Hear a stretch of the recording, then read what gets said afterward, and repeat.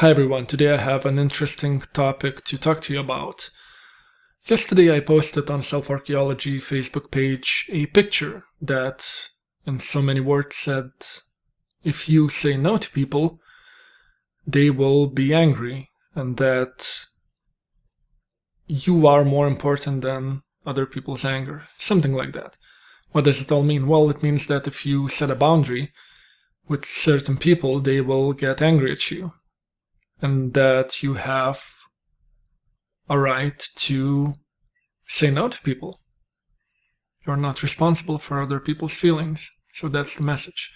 Now the question is, why do some people get angry at you if you say no, if you stand up for yourself, if you set a healthy boundary with them? Well, there are three things that I would like to talk about today that is related to it. One is the main thing, and two of them are a subset of, or subsets of that main thing.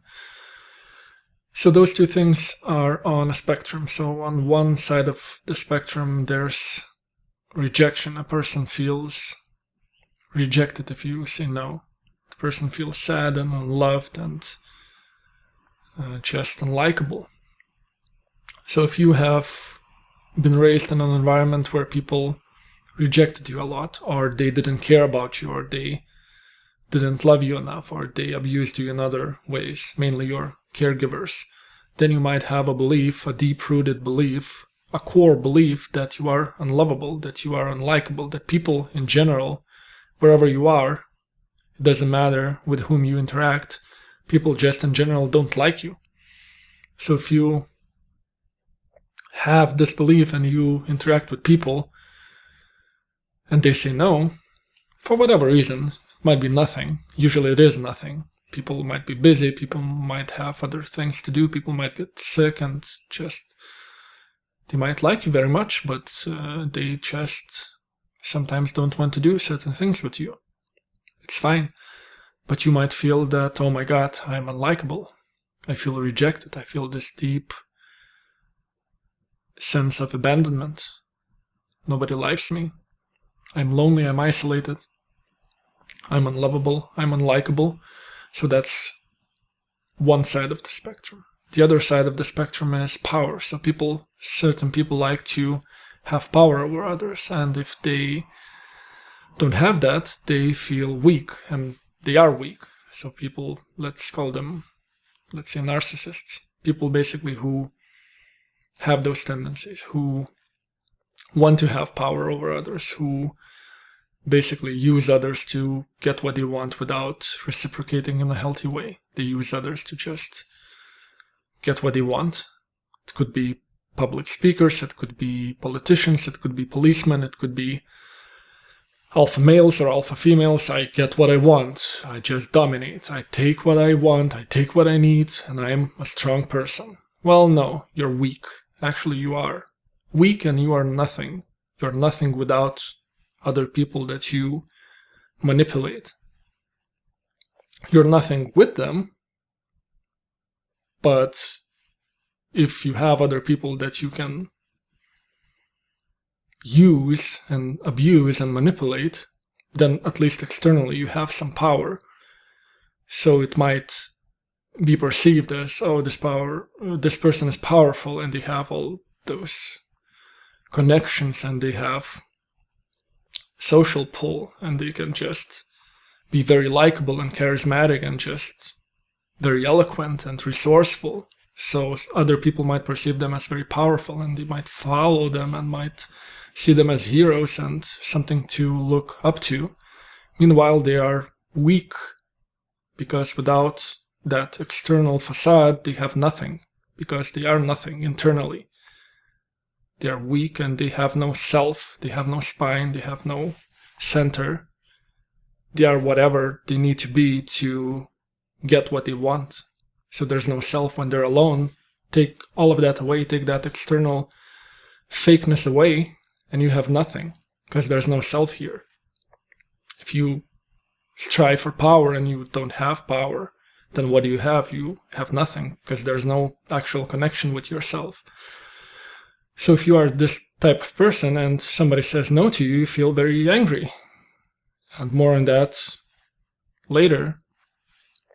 So the third thing is, that's the core thing. So from that, you have a spectrum that has power and rejection.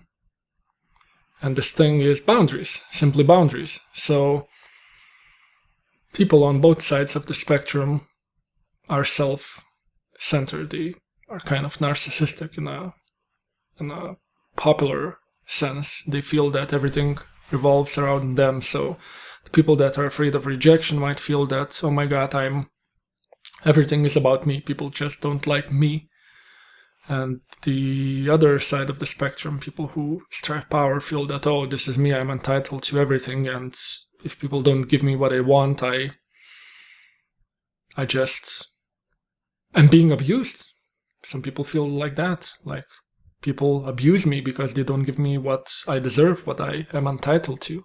So boundaries, if you set a boundary to those people who are on that spectrum, it might look that you are taking something from them, in a sense.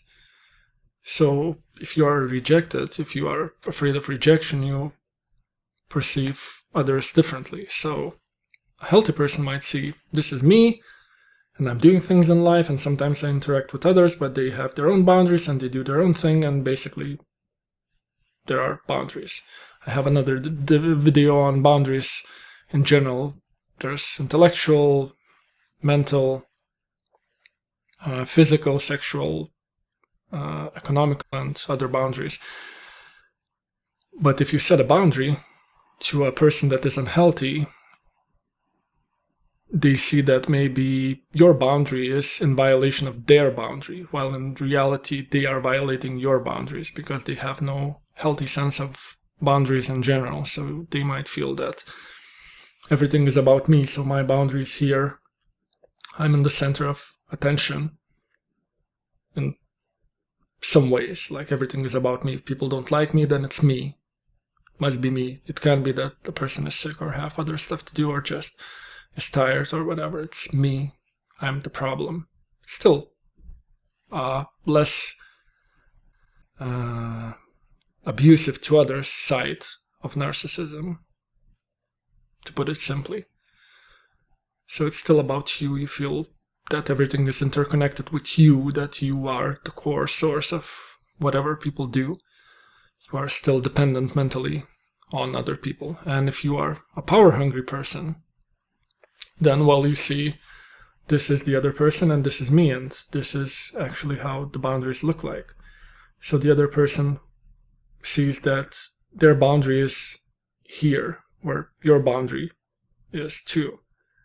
Well, in reality, it should be like this.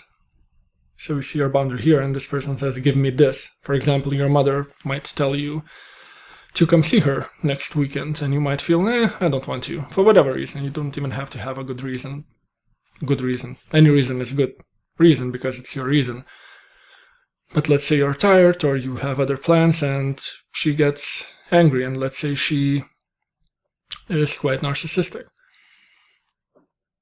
Then she might feel that, okay, this is a violation of my boundaries, because to you it feels like, okay, I'm doing my own thing and my mother is doing her own thing, and these are different people, different boundaries. And to your mother it might seem that this is me.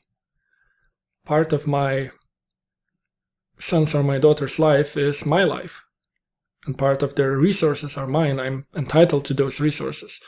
So you just feel that this belongs to you, and then you feel outraged if your son or daughter says, no, I'm sorry, I have other plans, or whatever, I just don't want to see you. No, I'm not doing that. You might feel aggressed against, because in your mind you are entitled to those resources, to your son's or daughter's energy and time and money and other things.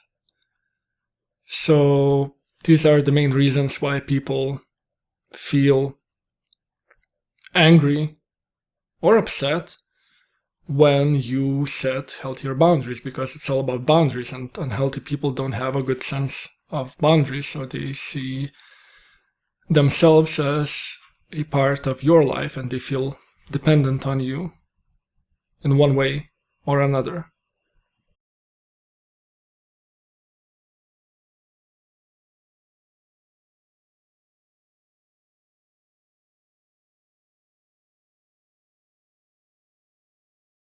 So this is the spectrum, and it's just the same coin, different sides.